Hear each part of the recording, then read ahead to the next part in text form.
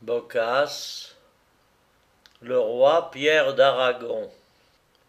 Lorsque les Français furent chassés de Sicile, il y avait à Palerme un apothicaire florentin nommé Bernard Puccini, père d'une fille jeune, jolie et prête à marier. Pierre d'Aragon, devenu maître du royaume, se livrait avec ses barons à toutes sortes de plaisirs, surtout à ceux de la table et de la joute. Un jour qu'il prenait le divertissement de la course, dans un tournoi, la fille de Bernard, la belle Lise, c'était son nom, le vit courir d'une fenêtre où elle était avec plusieurs femmes. Elle le considéra avec tant d'attention, et ses traits la frappèrent tellement, que l'amour entra dans son cœur avec l'image du prince. La fête finie et de retour dans la maison de son père, elle ne s'occupa que de sa passion et de l'objet qui l'avait fait naître. Mais comment combler la distance qui la séparait de son amant? Dans sa condition, quel espoir pouvait-elle former? Voilà les réflexions qui la tourmentaient. Cependant, elle ne voulait point renoncer au plaisir d'aimer le roi, qui, ignorant ses dispositions favorables, vivait sans songer à elle. Une passion si folle et si constamment entretenue dans un cœur jeune et ardent y produisit une mélancolie profonde qui dégénéra bientôt en une maladie très dangereuse. Le père et la mère, désolés, lui donnaient le secours qu'ils jugeaient nécessaire. Tout était inutile. La jeune fille avait résolu de mourir. Cependant, il lui prit un jour fantaisie, lorsque son père lui demanda ce qui pouvait lui faire plaisir, de découvrir enfin, avant sa mort, sa passion à l'objet qui la lui avait inspiré. Il y avait à la cour du roi un musicien nommé Minuccio d'Arezzo qui était en faveur. Elle pria son père de le faire venir. Celui-ci, qui crut qu'elle voulait l'entendre jouer et chanter, le fit venir sans perdre un moment. Après avoir adressé à Lise quelques paroles gracieuses et consolantes, le musicien pinça doucement sa guitare, chanta quelques chansons. Mais cette musique, loin de consoler la malheureuse Lise, portait une nouvelle tristesse dans son cœur et ne faisait qu'alimenter le feu qui la dévorait. Elle dit ensuite qu'elle voulait parler seule à Minuccio, et chacun se retira. Minuccio, dit-elle, je vous ai choisi pour confident d'un secret qui me concerne et qui ne faut révéler à aucune autre personne qu'à celle que je vous nommerai.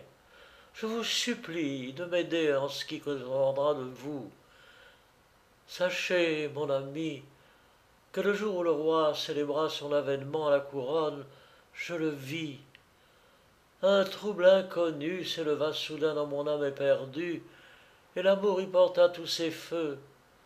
Oui, je sens tout le ridicule d'une telle passion, mais ne pouvant l'éteindre, j'ai résolu de mourir pour me délivrer des tourments que j'endure.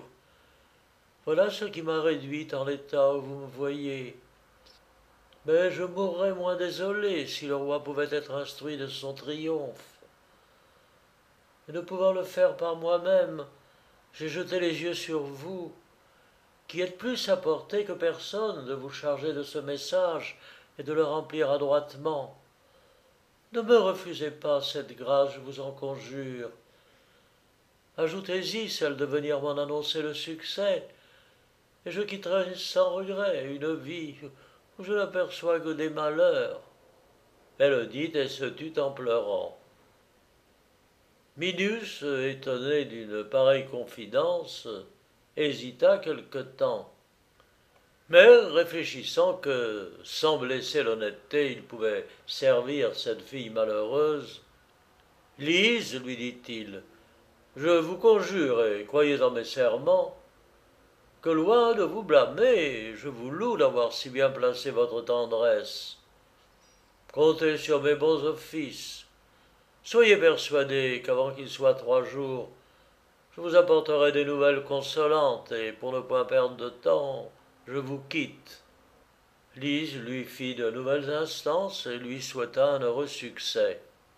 Minucci alla trouver Nicolas de Sienne, le meilleur des poètes de son temps, et le supplia de lui faire la chanson suivante.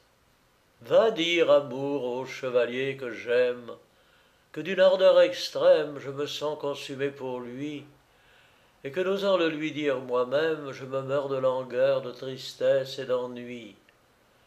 Dieu des amants, je t'en conjure, va trouver cet objet charmant, et trace-lui bien la peinture du mal que je souffre en aimant. Dis-lui que je languis, que je brûle et l'adore, et que ne voyant pas que je puisse guérir du feu sacré qui me dévore, s'il n'a pitié de moi, je vais bientôt mourir. Déclare-lui, puissant Dieu que j'implore, ce qu'à toi seul j'ose enfin découvrir. Jamais, depuis qu'il me captive, je n'osais lui faire entrevoir, tant je suis timide et craintif que tu m'as mis en son pouvoir. Ce qui me rend l'amour plus amer et plus dur, mais dans l'excès cruel de l'amoureuse ardeur, si pour soulager ma torture, je la faisais connaître à ce charmant vainqueur, je doute hélas que tout ce que j'endure pût l'attendrir et me gagner son cœur. Puisque donc je me suis contrainte jusqu'aujourd'hui pour lui cacher le trait dont mon âme est atteinte, et que je ne puis l'arracher, amour, de mon tourment, donne-lui connaissance. Au moins rappelle-lui le jour de ce tournoi, jour signalé par sa vaillance, où je ne fus que trop témoin de ses exploits. Il fut vainqueur au combat de la lance, vainqueur de tous, et le mien à la fois. Minucci composa sur ces paroles un air tendre et doux, analogue au sujet du troisième jour. Il se présenta au dîner du roi qui lui commanda de chanter quelque chose. Il pinça sa guitare avec tant de mollesse, il chanta avec tant de vérité les expressions d'un amour malheureux, que tous les spectateurs, et surtout le roi, immobile de plaisir et d'étonnement, semblait être en extase. Quand il eut fini, le roi lui demanda d'où venait cette chanson qu'il n'avait jamais entendue. Sire, répondit-il, il n'y a pas encore 3 jours que les paroles et la musique sont faites. Et le roi, lui en demandant le motif et l'objet, oh, je n'oserais le dire à d'autres qu'à votre majesté, ajouta-t-il. Le roi, curieux de l'entendre, le fit venir dans son appartement. Minucci lui conta alors tout ce qu'il avait appris. Le roi, flatté de cette nouvelle, donna des éloges à Lise, ajoutant qu'une fille aussi honnête, aussi aimable, étant bien faite pour inspirer de la compassion, et qu'il pouvait, de sa part, aller à la consoler et lui annoncer que ce jour même il la verrait sur le soir. Minucci, au comble de la joie, court, sans s'arrêter nulle part, raconter à la jeune fille le succès de son entreprise. Il lui détaille tout ce qu'il a fait et lui répète l'heureuse chanson qui lui avait été d'un si grand secours. Élise fut si joyeuse et si contente que dès cet instant-là même, sa maladie diminua visiblement. Elle attendit, non sans un peu d'impatience, l'heure fortunée où elle devait voir son maître et son amant. Le roi, qui était bon et généreux, s'étant rappelé les discours de Minucci et la bonté de Lise, n'en eut que plus d'empressement de la voir et de la consoler. À l'heure dite, il monte à cheval comme pour aller à la promenade, se rend devant la maison de l'apothicaire, ayant fait dire qu'on lui ouvrit son jardin, il y descendit, s'y promena quelque temps, puis il demanda à l'apothicaire où était sa fille, s'il ne l'avait pas encore mariée.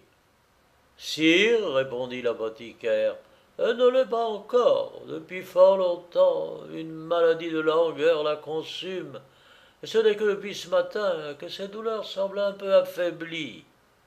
Le roi comprit fort bien ce que signifiait cette meilleure santé. Ce serait dommage, dit-il, que le monde fût privé d'une si belle personne, je veux aller la voir. Il monte dans sa chambre, accompagné de 2 personnes seulement, s'approche du lit où la jeune fille, un peu soulevée sur son oreiller, l'attendait avec impatience. Que veut dire ceci dit-il, lui prenant la main, ma belle enfant. Vous qui êtes faite pour inspirer le plaisir, vous vous laissez déchirer par la douleur. Pour l'amour de moi, rétablissez-vous, reprenez votre première santé. La jeune fille, qui sentait presser ses mains des mains d'un amant adoré, quoiqu'elle éprouvât un peu d'embarras, ressentait dans le fond de son cœur la joie la plus vive. Hélas, sire, répondit-elle, la maladie dont vous me voyez accablée ne vient que d'avoir voulu me changer d'un fardeau peu proportionné à la faiblesse de mes forces, mais vos bontés vont bientôt m'en délivrer. Le roi comprenait très bien le sens de ces expressions couvertes, et ne l'en admirant que davantage, maudissait tout bas la fortune qui l'avait fait naître dans une condition si obscure.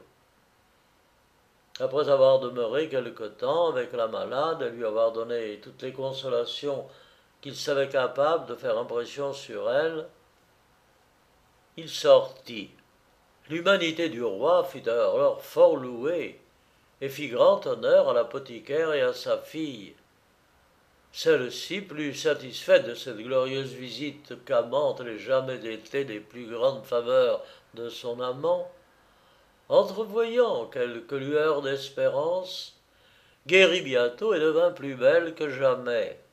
Cependant le roi délibéra avec la reine de quelle manière il devait récompenser un amour si vif.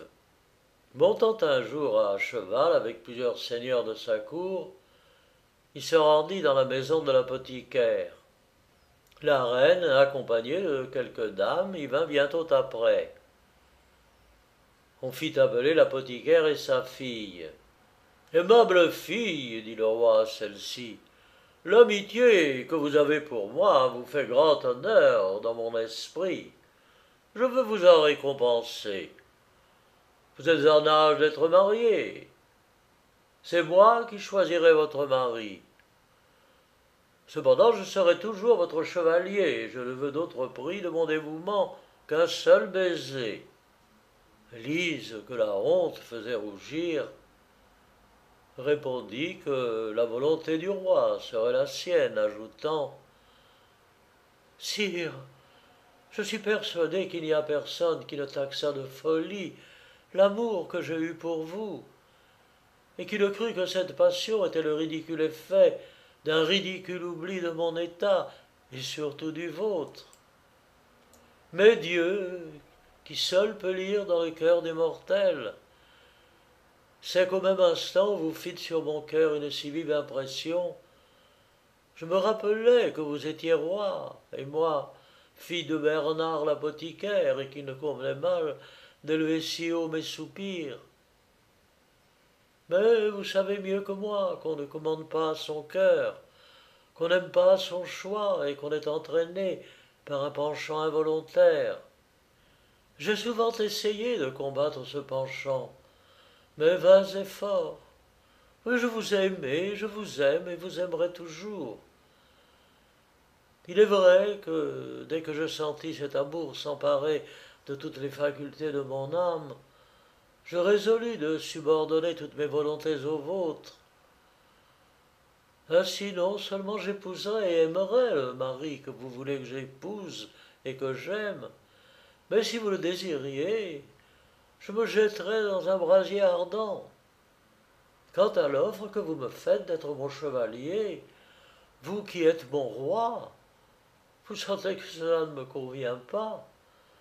Je ne veux pas y répondre non plus qu'à la demande du baiser, que je ne vous accorderai qu'avec la permission de la reine.